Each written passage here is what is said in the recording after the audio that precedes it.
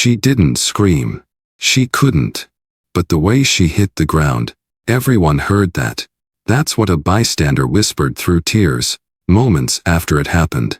It wasn't just a gunshot. It was a rupture. A tear through everything we claimed to believe in. 15-year-old Aaliyah Monroe was not a threat. She wasn't armed. She wasn't running. She wasn't even speaking. She was signing. Standing on the steps of the Lakeview Civic Arts Center in Colorado, Aaliyah's hands were in midair, finishing the last verse of "Lift Every Voice and Sing." The hoodie she wore was oversized, the sketchbook tucked under her arm filled with hand-drawn heroes, black girls with cochlear implants and capes made of light. She had just signed the word "home." And then she was on the ground. A single shot to the chest. Fired from a Glock 19 service weapon held by Officer Lance McGraw. He saw her hands, didn't understand what they meant, and assumed danger. There was no siren. No warning. Just blood. And silence. Except this time, silence had a witness. The video was captured by a bakery owner across the street. The footage spread like wildfire, because it didn't show violence. It showed misunderstanding, magnified by bias, ending in blood. And if you're here, listening, you already know this is more than just a tragic event. This is a black story. One written in real time. One that matters. Because this time, the girl on the pavement wasn't just anyone. She was the daughter of Tyrell Monroe, former FBI cyber intelligence director, now CEO of one of the top security firms in America. A man who disappeared from public life after a quiet scandal. A man who swore never to come back. Until now. And when he returns, he brings more than grief. He brings a reckoning. This story is not just about Aaliyah. It's about power. About silence. About what happens when systems built to protect us decide some voices don't count, especially when they don't make sound. So if this story matters to you, if black lives, black voices, and black stories matter, stay here. Hit like. Subscribe. Because we're done whispering. Officer Lance McGraw stood frozen, still pointing the gun. His hands were shaking now, but the look in his eyes hadn't changed. It was the same mix of fear and justification, the kind that tries to convince itself the trigger had no other choice. She flinched, he muttered, voice low, more to himself than anyone else. She moved like she had something. From behind him, Officer Sarah Kent was already moving. She shoved McGraw's shoulder hard, making him stumble back. Jesus, Lance. What the hell did you just do? She snapped. She wasn't complying, McGraw said, his voice rising, as if louder meant truer. I told her to stop. She kept waving her hands. She was signing, you idiot, someone yelled from across the street. It was Elena Rosario, the owner of the bakery on 3rd and Fremont. She had been locking up for the evening when she heard the shot and ran outside. Phone in hand, camera already rolling, she rushed toward the scene. She's deaf, Elena shouted, holding the camera steady. She signs. I see her every day after school. You shot a child who couldn't even hear you. McGraw started to turn toward her, but Kent pulled him back again, this time with force. Stand down, she said, teeth clenched. Aaliyah lay still on the concrete, sketchbook open beside her, pages fluttering in the soft Colorado wind. Her blood stained the sidewalk and pooled into the cracks between the tiles. Her hoodie had darkened at the chest, spreading slowly, steadily. She wasn't moving. Elena's voice cracked through the chaos. This is all on video. Every second. You're not getting away with this. By now, more people had gathered. A high school junior named Devontae dropped his bike when he saw the scene and ran to the edge of the police tape. A mother clutched her toddler, backing away in silent panic. Within minutes, the library wall across the street had a spray-painted message. Justice for Aaliyah. Others began to chant, but most didn't. Most just stood there. Still. Watching. Because there's a certain kind of stillness that is louder than any siren. A stillness that only comes when a town realizes it has just witnessed something it cannot take back. And in that silence, something began to shift. It was 6:18 p.m. when the signal reached him. Tyrell Monroe was mid-sentence in a quiet boardroom on the top floor of a glass tower in Washington, D.C. The room was soundproof, climate-controlled, sealed for privacy. Across the long mahogany table, two senators listened intently as Tyrell outlined the future of digital forensics in global conflict zones. Then it happened. A soft vibration against his wrist. Subtle. Intentional. Tyrell stopped speaking. The alert wasn't a calendar ping or an incoming call. It was something else. Something older than any contract on the table. It came from a secure band around his wrist, a device connected only to one thing, his daughter's biometric failsafe. He didn't flinch. He simply closed the folder in front of him, stood up, and spoke just 4 words. "I need to go." Senator Donovan looked confused. "Mr. Monroe, is everything?" "Family emergency," Tyrell replied, calm and final.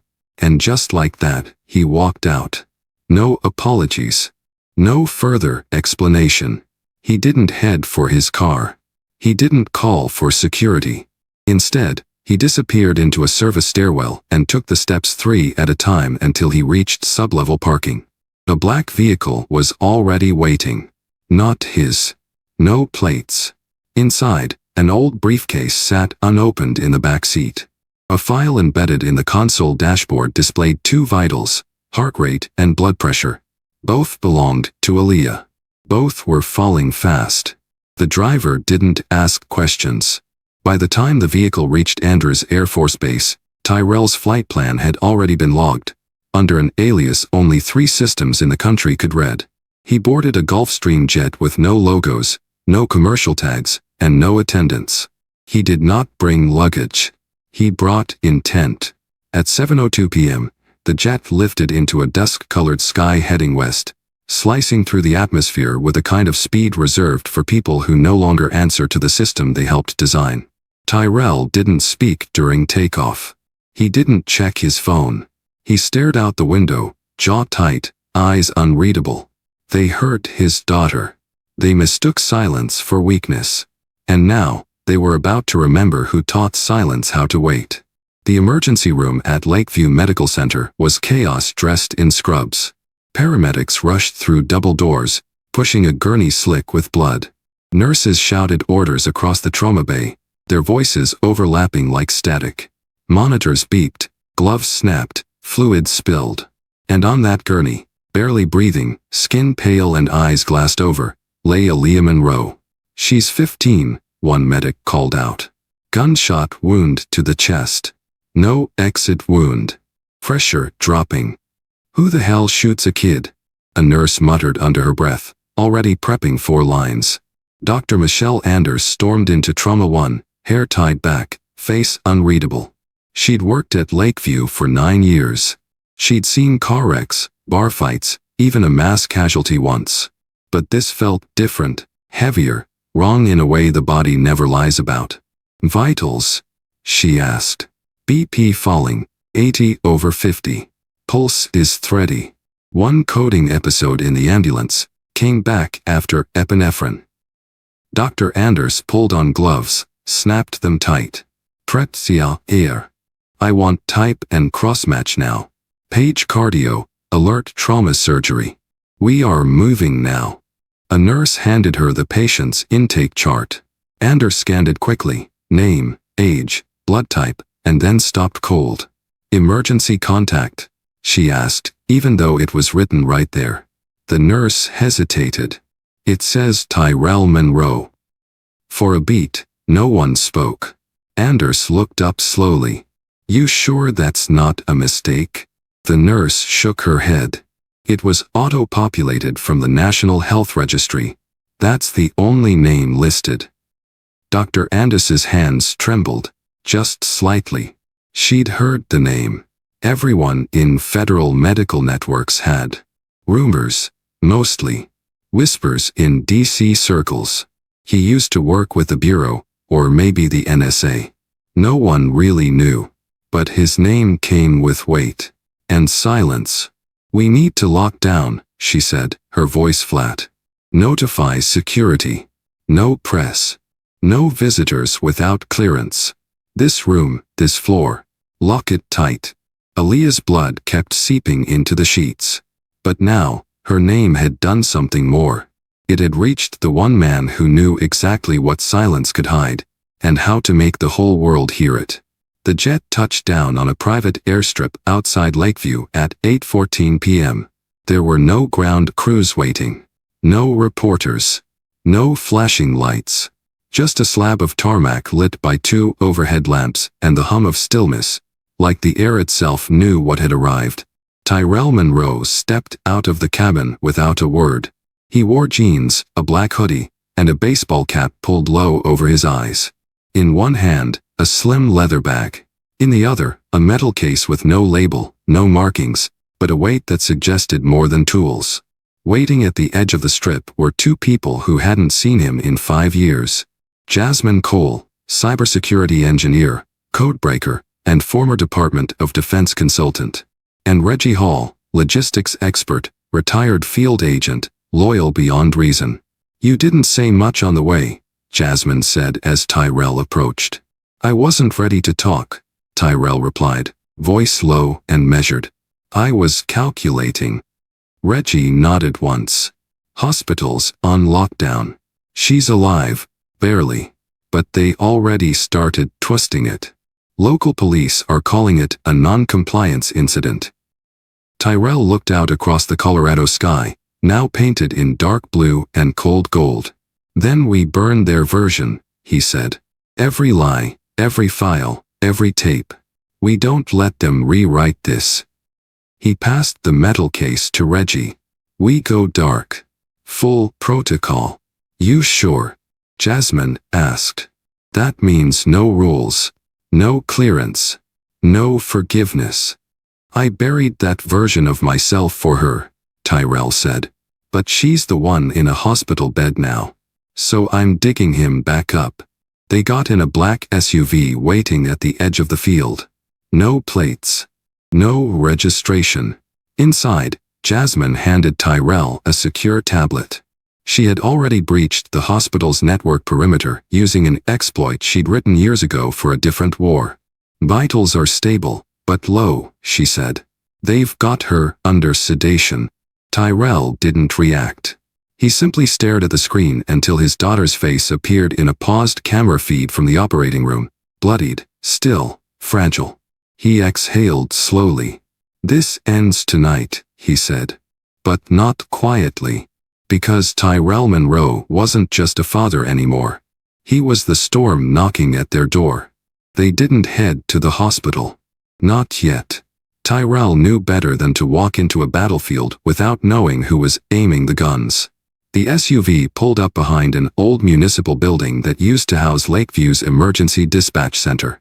Most of it was vacant now, except for one maintenance room that Jasmine had flagged weeks earlier during a routine scan. It was connected, barely, to the town's outdated law enforcement network. Exactly the kind of place people forget exists. They entered through a rusted side door. No cameras.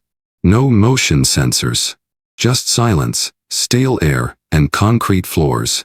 Jasmine moved first, booting up her mobile rig. Reggie locked the door behind them and set up a signal blocker. "You good?" she asked Tyrell. "I'm always good," he said. "You ready?" "Always." Jasmine tapped into the local precinct's back-end systems through a hard line. Within seconds, she bypassed the outer firewall. "This place is running a joke of a security protocol," she muttered. "Their password policy is older than my college debt." Tyrell leaned over her shoulder, eyes scanning fast. "Start with the AI system. Find the threat logs." She nodded, fingers flying across the keyboard.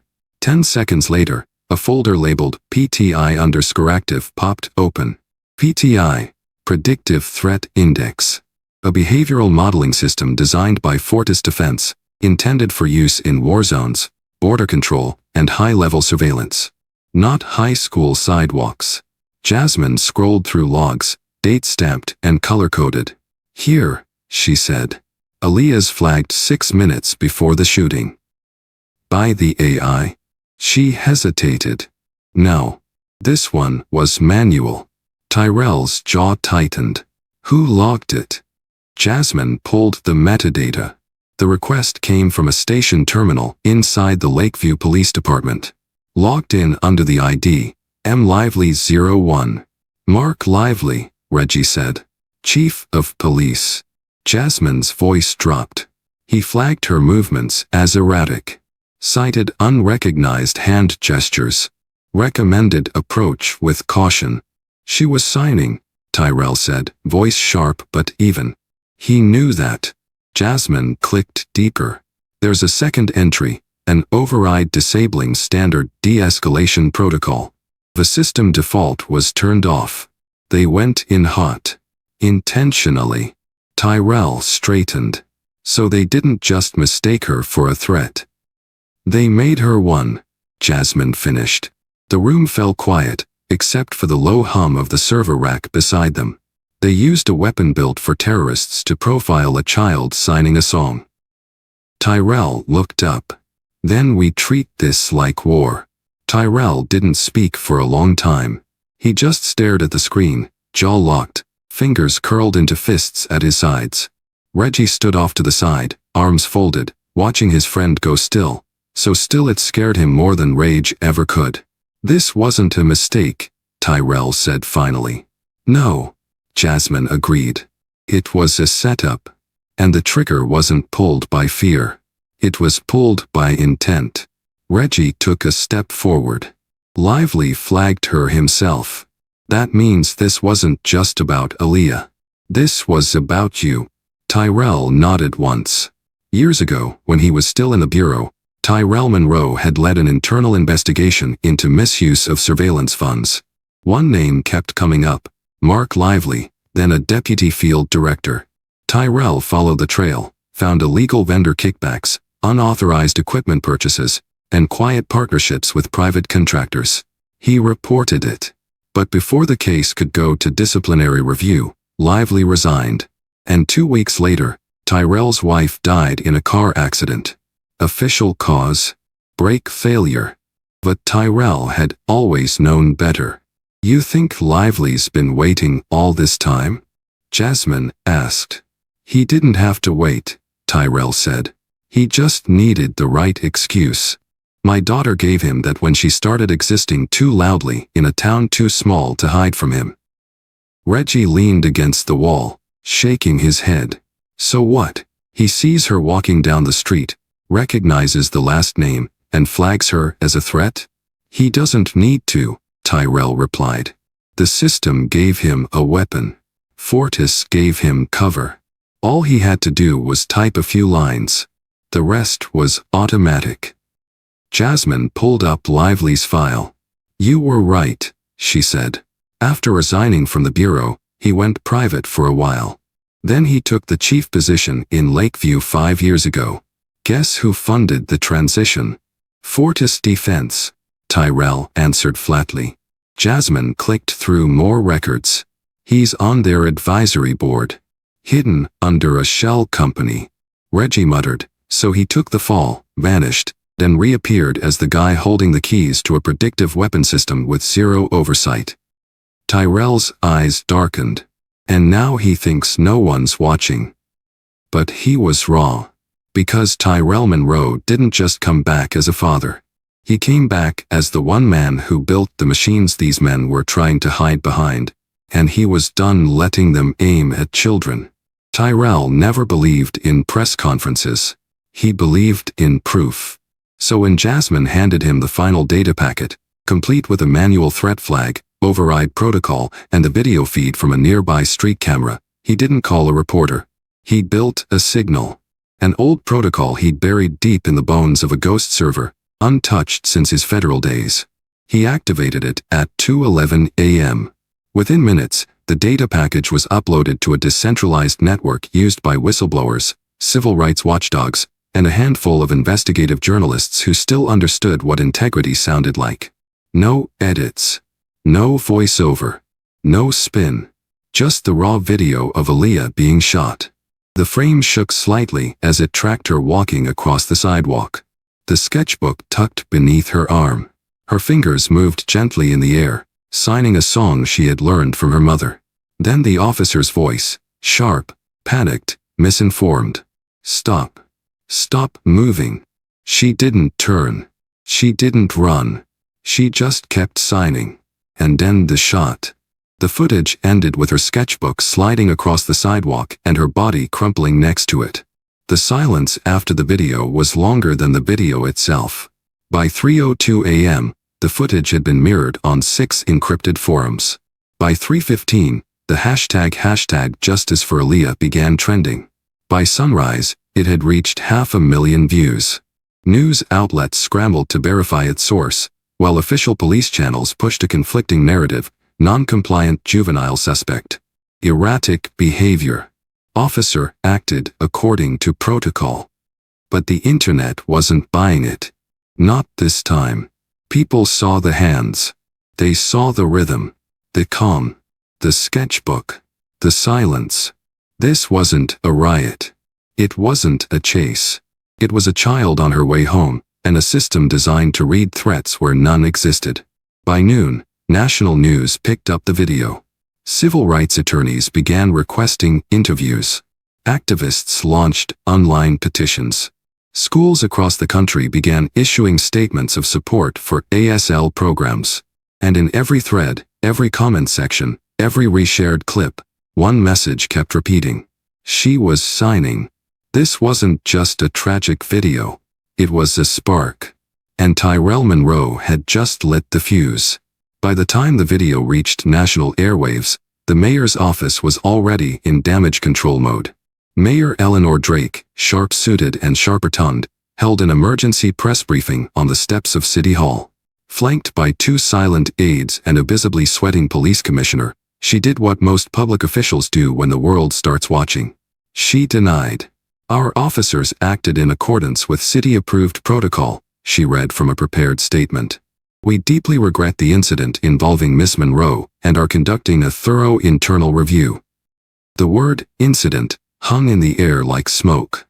Reporters weren't buying it. Neither was the public. While she spoke, the hashtag she was signing trended top 5 nationwide.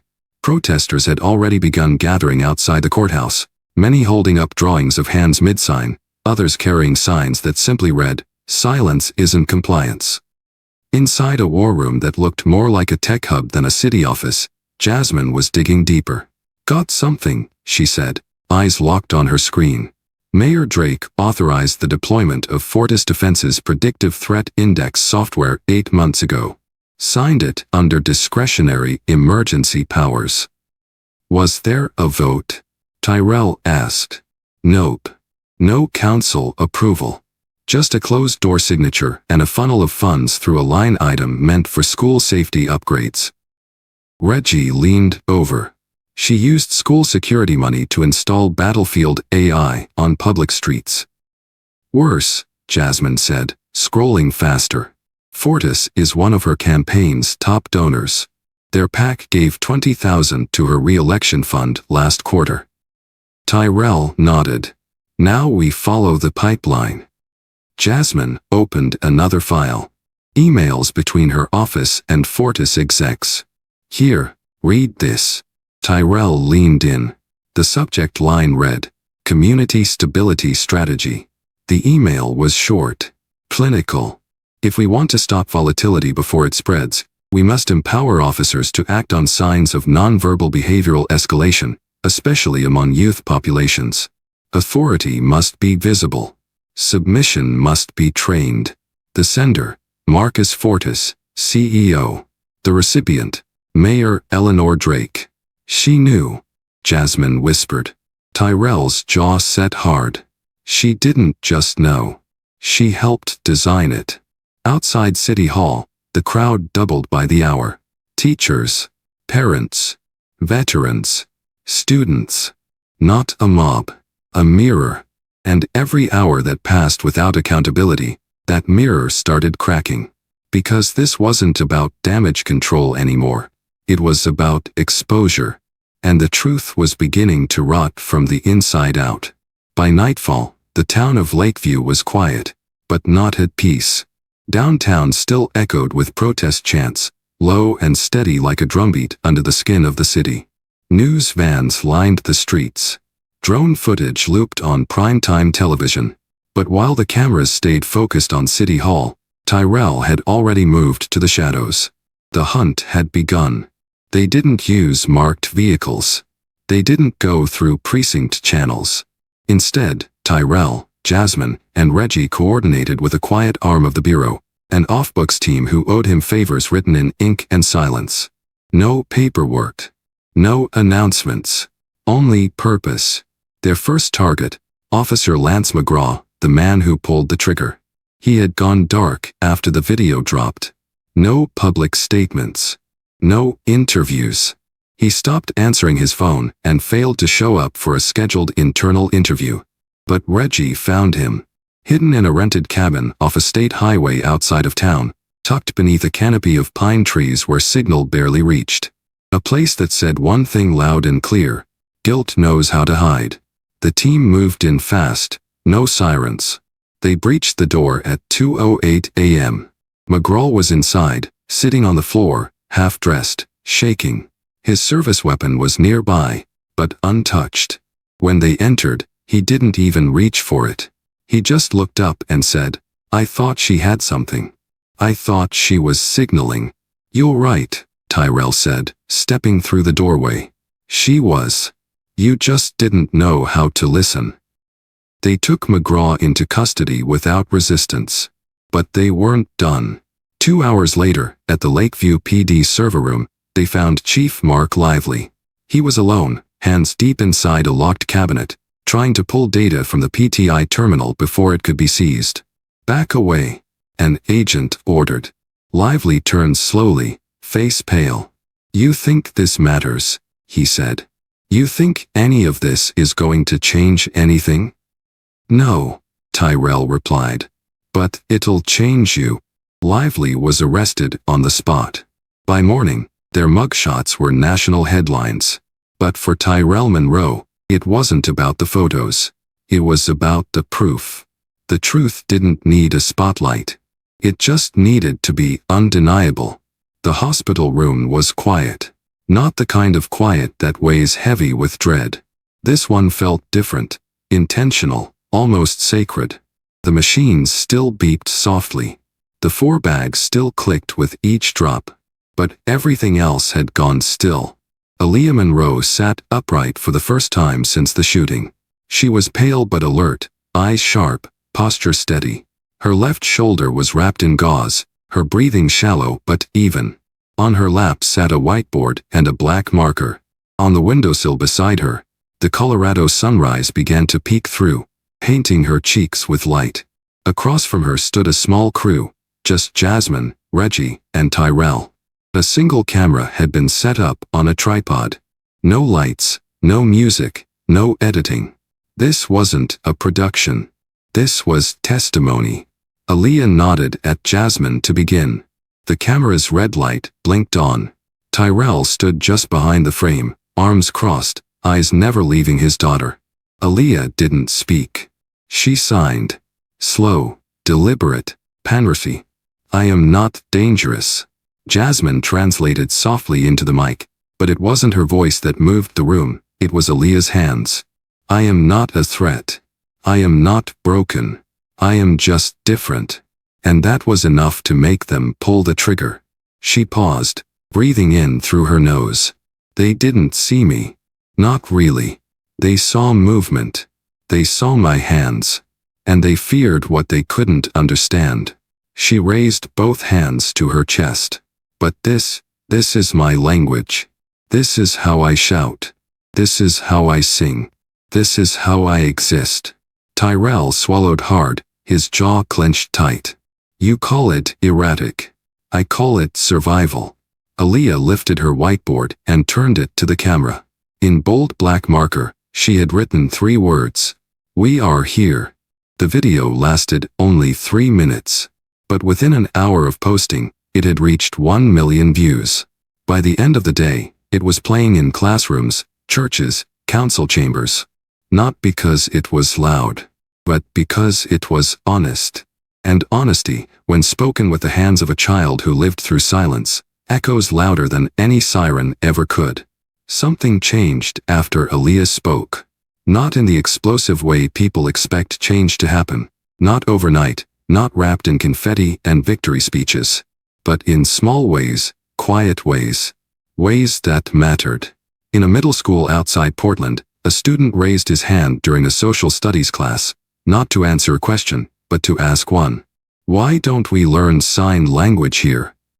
In Chicago, a city council meeting opened with an ASL interpreter standing front and center, not off to the side.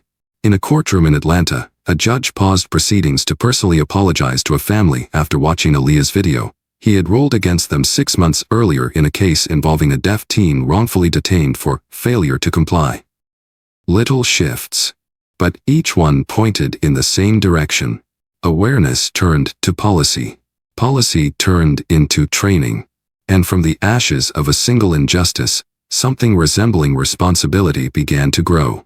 It wasn't perfect. It wasn't enough. But it was movement. Tyrell Monroe never gave another interview.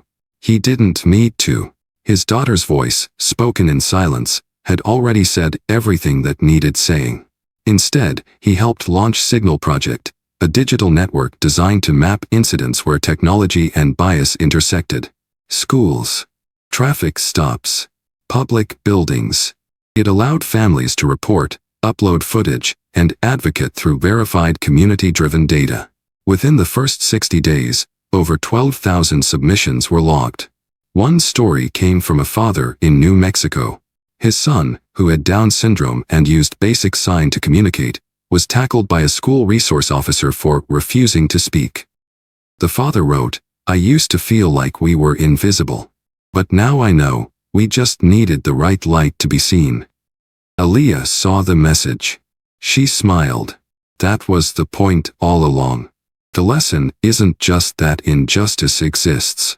It's that silence is never neutral. Silence is a choice. Sometimes, it's survival. But sometimes, it's a weapon. And the only way to take it back is to speak with whatever you have left. Even if it's your hands. Even if it's your story. Even if the world still isn't ready. So if this story moved you, if it made you stop, think, or feel, take 1 second now. Share it. Subscribe to hear more Black stories like Aaliyah's. Because this isn't the end. It's the beginning of a new language. And we all have a part to play in learning how to listen.